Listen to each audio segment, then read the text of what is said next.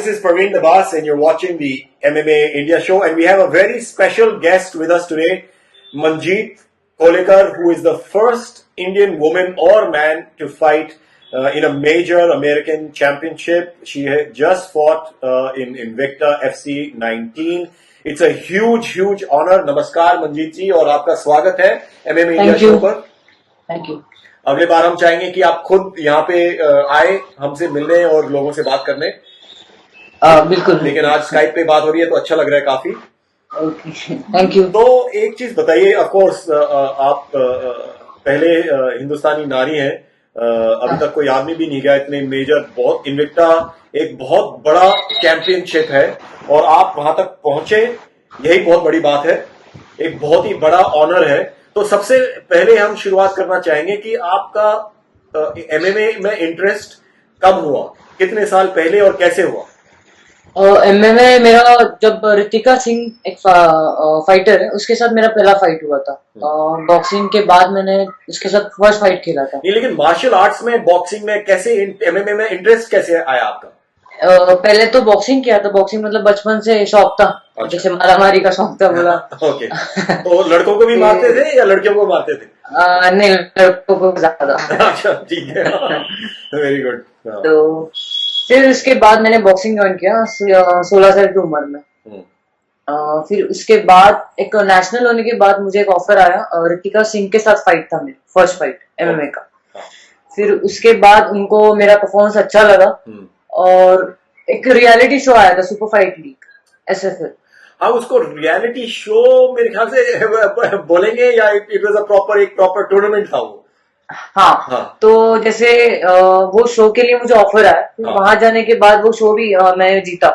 3 fight हुआ था मेरा. हाँ. वहां पे फिर उसके बाद मुझे अच्छा लगा MMA. मतलब ज्यादा रूल्स नहीं है जैसे बॉक्सिंग में होते हैं, तो हम लोग कुछ भी कर सकते हैं, ऐसा कुछ भी, मतलब कुछ भी नहीं. लेकिन वो अच्छा लगा गेम की. लेकिन एक चीज बताइए, जब आपका शौक हुआ बॉक्सिंग और मिक्स मार्शल आर्ट्स, तो आपके फैमिली से कुछ वो नहीं हुआ कि ये बॉक्सिंग और मार्शल आर्ट्स लड़कियों को नहीं करना चाहिए या कुछ पढ़ाई में ध्यान दो, ऐसा कुछ नहीं हुआ? ऐसा कुछ भी नहीं हुआ. मेरे पापा खुद टीचर है. लेकिन वो, मैं कभी भी अगर मैं फाइट के लिए रेडी नहीं हूँ तो मेरे पापा मुझे कुछ करते कि नहीं, फाइट खेलो, MMA जो भी है फाइट खेलो. ओके. तो अगर कोई भी फाइट आता है, मैं नहीं बोला तो पापा बोलते कि नहीं वो फाइट खेलना. भले खुद देखते नहीं है, डरते, लेकिन मुझे फुल सपोर्ट करते. तो वेरी गुड, वेरी गुड. तो आपका जो रिकॉर्ड था इन्विक्टा से पहले वो 9-0 था. हाँ. जो एक बहुत ही अच्छा ऑफ कोर्स रिकॉर्ड है. तो एक्सपीरियंस कैसा था, आपको कैसे लगा जब आपको ये मौका मिला इन्विक्टा में फाइट के लिए जाने का? जब आपको पता चला कि आप फाइट करने जाओगे इन्विक्टा के लिए अमेरिका में, तो आपको कैसे लगा? पहले सुन के बहुत अच्छा लगा, क्योंकि मेरा सपना था कि मैं बाहर जाके फाइट खेलूं. इंडिया के लिए मैं फाइट खेलूं. तो हुआ, वो भी सपना पूरा हुआ. थोड़ा प्रॉब्लम्स हुआ, बहुत सारे प्रॉब्लम्स हुए, लेकिन एक सपना पूरा हुआ. बस वो ये था कि मैं फाइट वो विन नहीं हूँ, लेकिन मुझे खेल के बहुत अच्छा लगा फाइट. ओके. और अमेरिका आपका पहली बार जाना था? हाँ, मेरा फर्स्ट टाइम था. तो उस हिसाब से भी आप नर्वस थे कि फॉरेन कंट्री में पहली बार है, एक फॉरेन कंट्री में जाके लड़ रहे थे? वो टाइम पे मेरा कोई भी मेरे साथ नहीं था. अकेले जाना था मुझे. सब अकेले हैंडल करना था. कि मतलब ऐसा मुझे नहीं लगा किसी फाइटर के साथ हुआ रहेगा. तो वहां जाके डर भी था कि क्या होगा आगे, मतलब. और वहां पे जाने के बाद अकेले रहना, कोई साथ में नहीं, सब अनजान लोग थे. तो तभी सोचा कि नहीं, बस अभी खेलना है, वहां जाके बस फाइट खेलना है, उसके बाद तो अपने घर ही जाना है. बिल्कुल. तो अगर फाइट के बारे में बात करें तो आपका हाथ टूट गया था सेकंड राउंड में. हाँ. तो फिर भी आपने वो फाइट खत्म किया, जो मेरे ख्याल से एक बहुत बड़ी बात है. हाँ. और जो आपकी अपोनेंट थी करीन मेडिरोस, वो काफी एक्सपीरियंस्ड फाइटर है. और तो आपको कैसे लगा जब आपको पता चला कि आप उसके अगेंस्ट खेल रहे हैं? और जरा फाइट के बारे में कुछ बताएंगे कि जैसे हाथ टूटने के बाद फिर भी आपका फिर एक स्ट्रैटेजी रहा होगा कि फाइट शुरुआत के टाइम की मैं स्ट्रैटेजी ऐसे करूंगी, और जब एक बार हाथ टूटा तो ऑफकोर्स स्ट्रैटेजी थोड़ा सा चेंज करना पड़ा, फिर आपको थोड़ा डिस्टेंस मेंटेन करना पड़ा उनसे. हाँ. 2 दिन पहले बहुत सारे, मैंने बोला बहुत सारे प्रॉब्लम्स थे, लेकिन मैं बोला कि नहीं, अभी ये फाइट खेलना, फाइट के में मुझे पता था कि उसके ज्यादा करीब नहीं जाना, ताकि वो टेक डाउन ले रही थी, उसका रेसलिंग अच्छा था, तो मुझे खाली फुटवर्क में उसके साथ खेलना पड़ेगा। और मैंने सेम वैसे ही किया, लेकिन 2 टेक डाउन उसने ले लिया। फिर उसके बाद जब मेरा सेकंड राउंड में हाथ को लगा, मैंने सोचा यार इतना इतना मेहनत किया है, तो और एक 5 मिनट के लिए क्या फर्क पड़ता है। बिल्कुल। तो हुआ फाइट में प्रॉब्लम्स, लेकिन कोई बात नहीं। बिल्कुल। तो आपको क्या लगा कि जो कलीन है उसके स्ट्रेंथ क्या थे, वो फाइट को उसने कैसे अप्रोच किया और आपने कैसे अप्रोच किया, आपका स्ट्रेटेजी क्या था? आपने उसके बारे में कुछ स्टडी किया था, कलीन के बारे में? स्टडी किया था, लेकिन और एक बात, मुझे बहुत डराया गया था लोगों ने, मतलब जहाँ पे मैं ट्रेनिंग करे वहां पे मुझे बहुत डराया गया था यूएस में, कि वो बहुत स्ट्रांग है, उसका ग्राउंड बहुत अच्छा है, वो ऐसी है वैसी है, और यहाँ से भी कोई नहीं था जो मुझे सपोर्ट करेगा। अच्छा। और यूएस में भी जाके लड़कियों ने मेरा स्ट्राइकिंग अच्छा हो के मेरे साथ कोई स्पारिंग नहीं करता था वहां पे। अच्छा। मतलब उनका ग्राउंड अच्छा है तो वो ग्राउंड पे ही मुझे लेते थे, क्योंकि उनका ग्राउंड अच्छा था। हाँ। तो ये भी हुआ, उसके बाद लोगों ने बोला नहीं वो बहुत स्ट्रांग है, वो ऐसी है। ठीक है जो भी है। तो तभी थोड़ा लगा कि नहीं, इतना मुझे स्ट्रांग तो वो लगी नहीं जितना लोगों ने मुझे बोला था। हाँ। तो आपको क्या लगता है वैसे कि एज अ फाइटर आपका स्ट्रांग पॉइंट क्या है? आपका ग्राउंड गेम ज्यादा स्ट्रांग है या स्टैंडिंग गेम आपका स्ट्रांग है? मेरा स्टैंडिंग स्ट्रांग है ज्यादा। स्टैंडिंग स्ट्रांग है क्योंकि आपका जो बेस है वो बॉक्सिंग में है। बॉक्सिंग में। ओके। तो आपने कोशिश यही की कि आप उस मैच को ऑन योर फीट रखें, उसको एज अ स्टैंडिंग गेम रखें। हाँ, जैसे दूर रहो उससे, ज्यादा करीब ना जाओ उसके। हाँ। क्योंकि वो रेसलर है। और बॉक्सिंग में मैं उसको, लेकिन सेकंड राउंड में मैं बहुत कोशिश की, लेकिन थोड़ा हाथ की प्रॉब्लम जैसे नहीं हुआ। ओके। और आप ये फाइट से पहले कितने दिन पहले आप अमेरिका गए थे? 25 या 20 दिन पहले। 25-20 दिन। तो 25-20 दिन आप वहीं पे ट्रेन कर रहे थे? हाँ। लेकिन आपके साथ कोई यहाँ से जा नहीं पाया था, आप अकेले कोई भी नहीं। हाँ, कोई भी नहीं था। आपके पास कोई सपोर्ट सिस्टम नहीं था? कोई भी नहीं था वहां पे। और वहां जाने के बाद ही फर्स्ट डे मेरा हाथ वापस, मतलब यही हाथ को लगा था फर्स्ट डे। अच्छा। रेसलिंग में। तो हम ये मुझे बड़ी बात मानते हैं कि आपके पास कोई सपोर्ट सिस्टम नहीं था, फिर भी आपने वो पूरा फाइट डिसीजन तक गया वो फाइट। हाँ, अगर मेरा हाथ तभी ठीक रहता, मैं जैसे बोला फर्स्ट डे पे मेरा हाथ गया था रेसलिंग में, तो मुझे इतना तो पक्का था कि मेरा हाथ फ्रैक्चर होने वाला है फाइट में। हाँ। तो तभी मतलब डॉक्टर टेस्ट कर रहे थे, मैंने उनको नहीं बताया कि मुझे प्रॉब्लम है, तब फिर वो मुझे फाइट नहीं खेलने देते।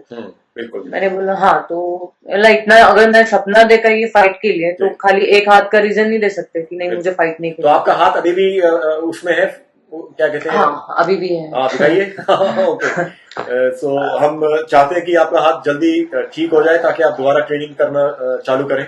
हाँ, थैंक यू। तो आप एक बात आपसे पूछना चाहेंगे कि जब आप कोई फाइट अप्रोच करते हैं, जो आपकी ट्रेनिंग रहती है, उसको आप कैसे अप्रोच करते हैं? आपकी ट्रेनिंग कैसे रहती है? All round Muay Thai, boxing, grappling भी प्रैक्टिस करते हैं आप? आपकी ट्रेनिंग का जो स्केड्यूल होता है वो कैसा रहता है? और न्यूट्रिशन पे भी आप क्या ध्यान देते हैं? हाँ, जैसे ट्रेनिंग 6 दिन का ट्रेनिंग, तो एक दिन हम लोग जैसे बॉक्सिंग, किक बॉक्सिंग, रेसलिंग करते हैं, कभी बीजेजे करते हैं, कभी स्पारिंग होता है। हफ्ते में 4 या 3 बार स्पारिंग होता है हमारा।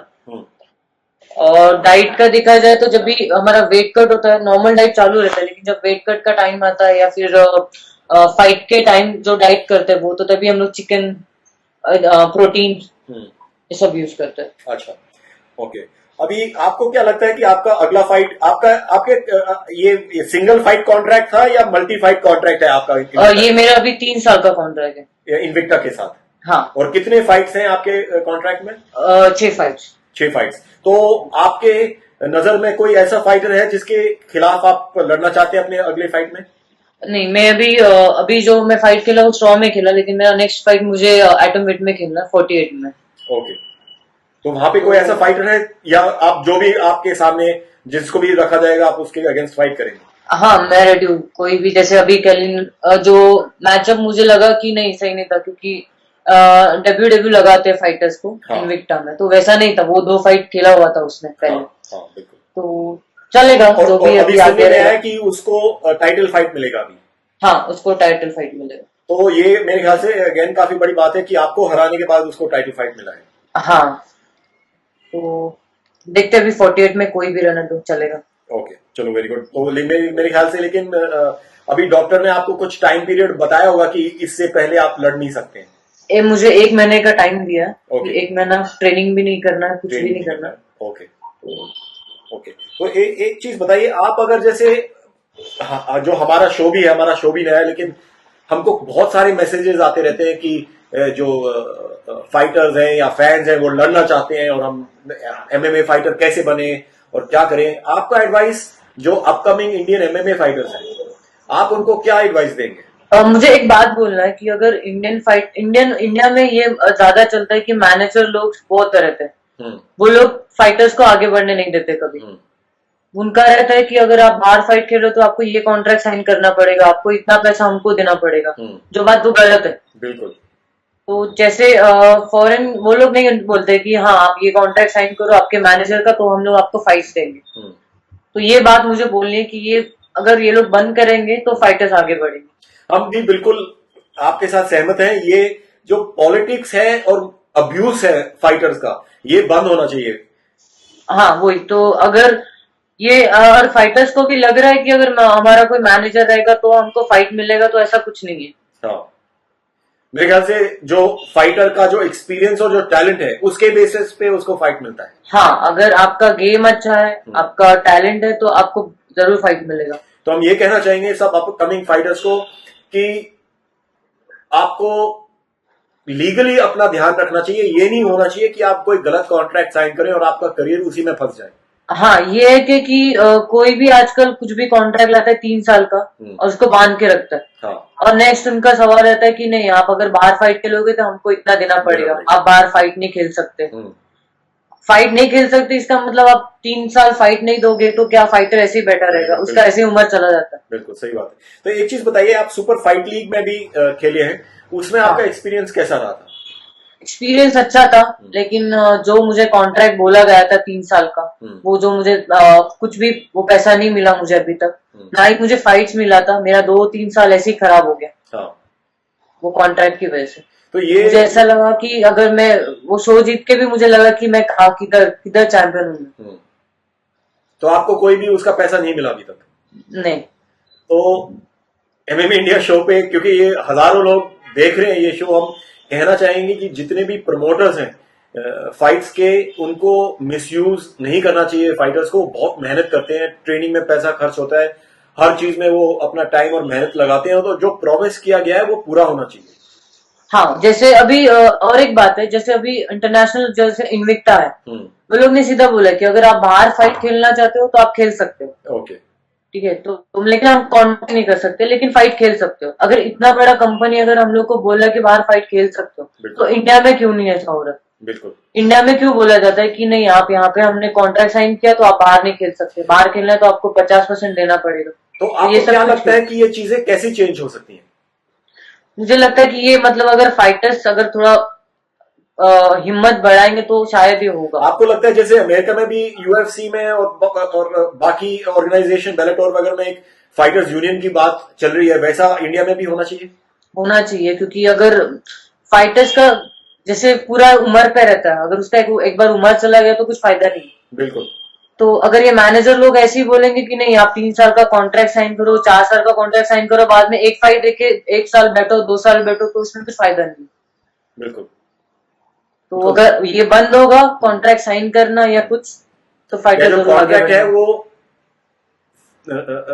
फाइटर को अब्यूज करने के लिए नहीं, उसके फायदे के लिए होना चाहिए, सबके फायदे के लिए होना चाहिए कॉन्ट्रैक्ट। उसके फायदे के लिए होना चाहिए। ठीक है, आप उसको फाइट दो, चलेगा, 1 फाइट दो, 2 फाइट दो, ऐसा नहीं कि उसको बांध के रखो कि वो तू बाहर फाइट नहीं खेल सकता। तो ये गलत है। मुझे एक चीज बताइए, मुझे ऐसा एहसास हुआ है कि कई फाइटर्स ज्यादा इसके बारे में बात इसलिए भी नहीं करना चाहते, उनको लगता है कि सबके साथ रिलेशन अच्छे रखने चाहिए और क्या पता कौन कब आके उनके अगेंस्ट कि कुछ बोलने के लिए कुछ एक्शन ले, या कोई एसोसिएशन या फेडरेशन उनको ना खेलने दे। आपको भी ऐसा लगता है कि कई बार फाइटर्स बोलने से डरते हैं? अब मुझे ये पसंद नहीं है कि अगर नहीं इससे रिलेशन अच्छा रखना चाहिए कि नहीं मुझे फाइट मिलेगा, ये बिल्कुल नहीं करना चाहिए। बस अपने ट्रेनिंग पे ध्यान दो, अपने आप पे विश्वास रखो, खुद अपने आप ऑफर आएगा बाहर से। ये जरूरी नहीं कि हम किसी से अच्छा रहेंगे तो हम लोग को फाइट देंगे, बिल्कुल ये बात गलत है। बिल्कुल, हम भी इस बात के साथ बिल्कुल ही सहमत है कि सिर्फ रिलेशन अच्छे रखने से चाहिए, रखने से फाइट नहीं मिलनी चाहिए। आपको फाइटर को based on his talent, experience, सब कुछ मिला के उस पे फाइट देना चाहिए। इसलिए फाइट नहीं देना चाहिए कि वो आपका जी हजूरी कर रहा है। हाँ वही। और ये और जैसे हाँ। जैसे है 50% लेना, 30% लेना, ठीक है आप ले रहे हो तो लो, लेकिन फाइटर्स को जो चाहिए आप वो दो। और ये डाइट का देखो, उसका जो मतलब वो आने जाने का देखो। फाइटर खाली फाइट पे ध्यान देगा, ये इन सब बातों पे ध्यान नहीं देगा। ये प्रॉब्लम मेरे ख्याल से कई एसोसिएशंस में है, जहां पे कई बार पॉलिटिकल हेड्स हो जाते हैं, वो चाहते हैं उन्हीं की जी हजूरी हो, या कोई गलत आदमी लोग वो एसोसिएशन या फेडरेशन को हेड कर रहे हैं तो उस चीज का वो फायदा उठाते हैं। तो मेरे ख्याल से ये चीज हिंदुस्तान में बंद होना चाहिए।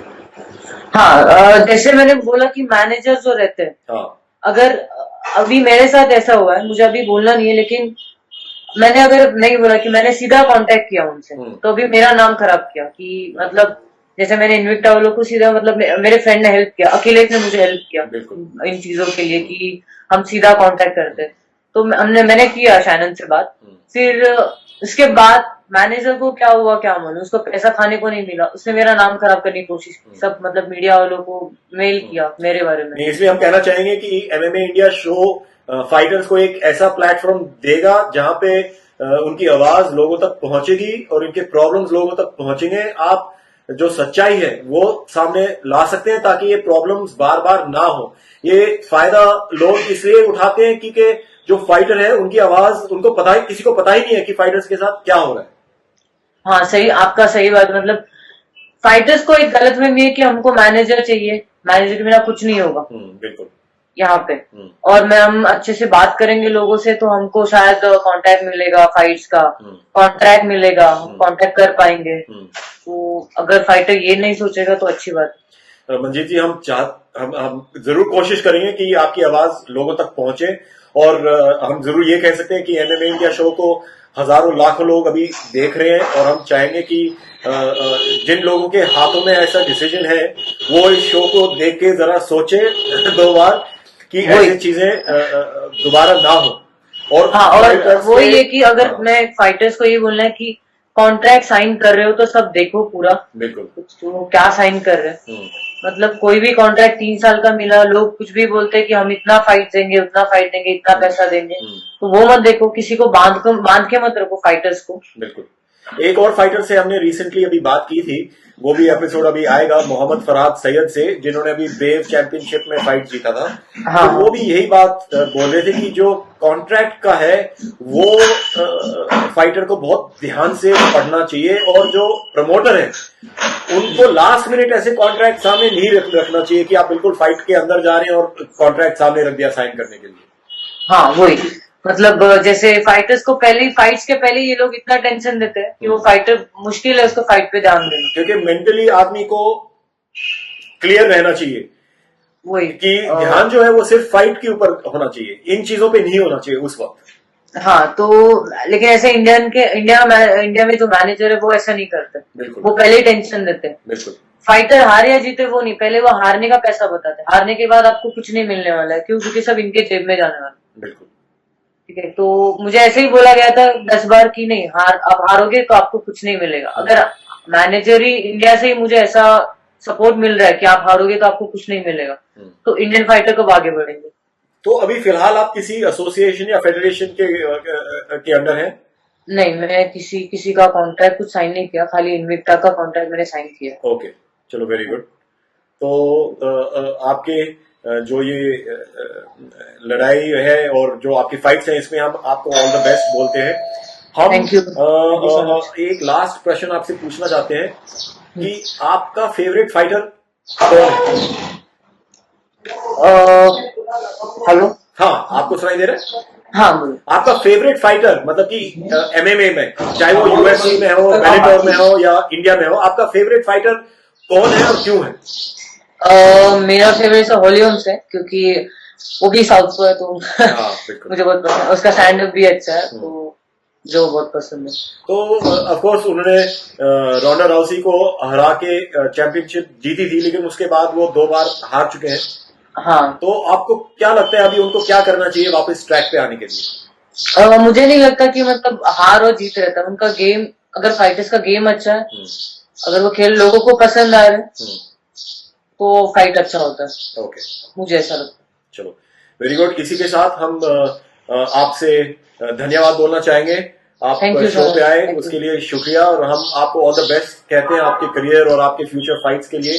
और हम Thank you. हमेशा आपके साथ रहेंगे। आपको कुछ भी बोलना हो तो आप जरूर हमारे शो पे आइएगा, हम जरूर आपकी आवाज बाहर सब लोगों तक पहुंचाएंगे। Okay. Thank you so और much. All the best. और हम चाहते हैं आप कभी खुद भी पर्सनली यहाँ पे शो पे आइए, ताकि हम आपसे फेस टू फेस भी बात करना चाहें। लेकिन जरूर, अब की जरूर। बार ऑफ कोर्स स्काइप के ऊपर, स्काइप के जरिए हमने आपसे बात की, उसके लिए बहुत बहुत धन्यवाद and thank Thank you so much. Thank you so much. Bye bye. Bye. So that was our chat with Manjeet Kolikar, the first Indian fighter to go on a major world championship, American championship, Invicta FC, and we wish her all the very best, and we really hope Indian MMA fighters start getting a better deal from fight promoters and managers. As we saw, Manjeet had a lot of problems with her, representatives. And we really hope these kind of problems stop, so the focus can be on the fighter and the fighting. That's where the focus should be. It should be away from the politics, and it should only be on the fighter and the fights.